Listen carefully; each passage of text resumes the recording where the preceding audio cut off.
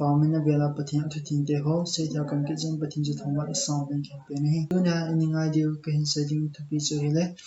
ke ki pantang ti ding lo hitam ti hi topic hi ni se kom de hin tin to pya che idon thain le min theme kha ni se wetin hi bible a ma hela ka ta sinding bible a lo wa hele ke ading hi po tu la hi event a hin pathin thu ngai sa hi hom tan a hin na sin na a ke mang cham hi atam ma tam asan ka gi pa pi on po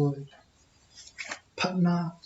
ka chi khom pi ding ka to khom pi ding ko ma on po ta ilung neu lan và ni mi te chon sit na a tha ho i vet wa hi le thang sit pi kha wen to ni khon tha ben và ni le sit na a cheng te mi him te ki man cha da ni ta en ka gel phakin de mi him te sit na hin khoi ze nga bo ki mang mi atam ma ma ja so satan hin le sit ni a zo ma ma i vet na hin le sit mi him te pathin thu dan to lo ama te ya ku ama no Jesu Christa chon chun ma kun hin bele tu ni khwa ya ma kap chu chuna le siri aba ding a hin nang ke sit na hin khwa ki mang manga Jesu Christa jo kap kama i khana lai ding ham tu ni ko jing a jing nang ke tu ni khwa hi mi dang chon se te yong le mi ama hin khu a dei bang mong te yong le Christa lung dei bang mong to ka hin ko ka thu a he an ni nan nam nya chi nam chi a don nam nan don ko adai bunga chon cha le na hi ko mang jong le tu ni ko hi nang na ke am ho chu evena am ho thil bo ha jo si chu lung lu pya thun pya am ho bo chu ga bo ding hi ko a hin la ti dan si eva diu ham ya hi de Jesu Christa am ho chon si za la le si evena aka na chu e ho phata i nge tu wa kappa kai Jesu Christa chu ke dinga pha chenga pha hi ke in amma dinga thil pha ko bol wa ha de ni khat ting amma ni khu hung thung te ding hi chin ni chung ke da ha akum ding pa ya kom ding mi him te hi sit yong ke be phange da Jesu Christa mit ve na lung hai hai len amit thi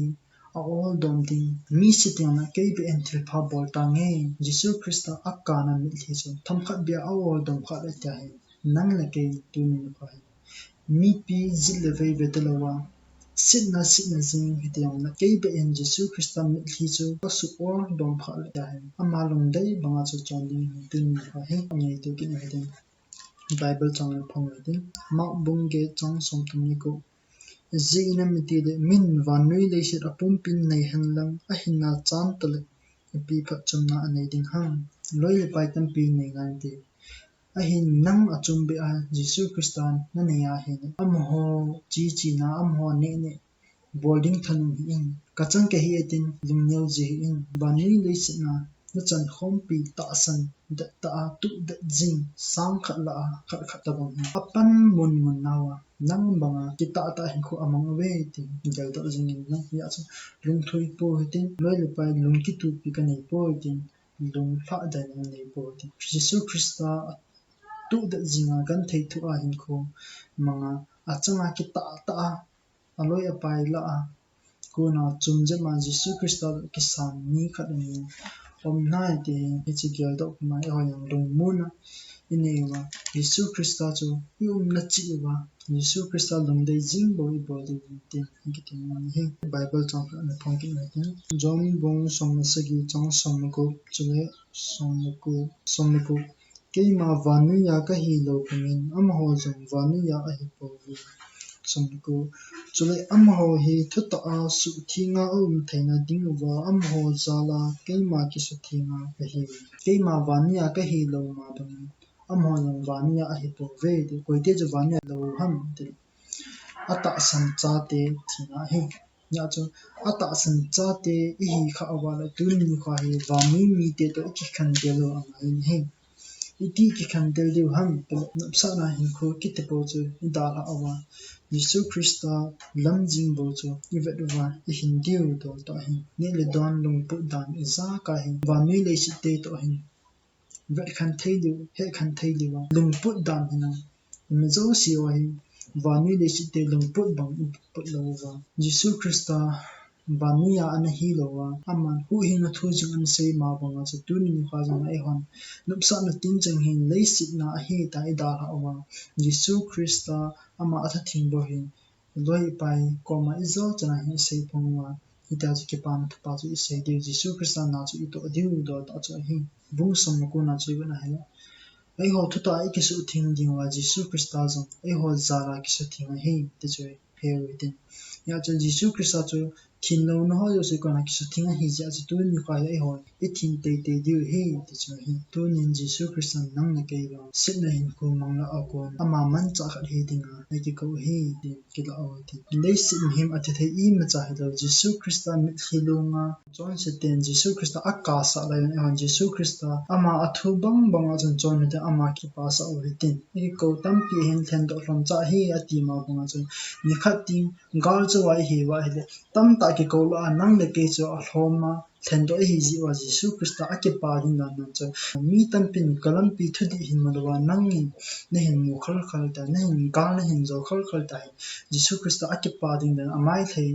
I mu ding chu ti than lo ham tu ni ba ya chu tun ni kha Jesu Christ ta mi tam pin a sei jing en la ni khat ting pakai ni hu ong thon ting le ama mi ta mu lo ding chu ti ja am dam ya chu Jesu Christ to emin phau I ho chu le ama dum de ma I chon now ama zala im yo si sit yo si le si to ki khan del wa ama thu jing bo I tu cha ai lai lam pi zo now ama zala ina to ho zo sio a thon hi lo wa chu le ni khat le ama I mu te ding chu ki gong noi ten sit na jinga I tha kha wa I hem ta I ki sim tha kha la wa Jesu Christ dai ama kum I taw wa ni kha ding I mu lo tiu chu ti pu na mi dam hi cha tu pha nin gan thei he su tam jang le phat khat ting Jesu Christ to I lian khom ma ama ven bit na nu ya lung mo ta ke pa na cham ki ma chu ama to nu ma hin khu man ding gal du ma hin khu ma ngo te ting khat lung hadai da hanin ki sa tho jing na ta sin cha te e ma he na chi na thi na second khat jing jong ki sun the e ban ya chu Jesu Christ ama sapin pan sa ji we te ya chu lam I zo wa hele Jesu Christ jang e ho longa pang ni hi ti chu pa man pathian athu thing te ho pa chom cha ke ho dim now se hi se wa o ma hele pathian I ngai dam ta win tin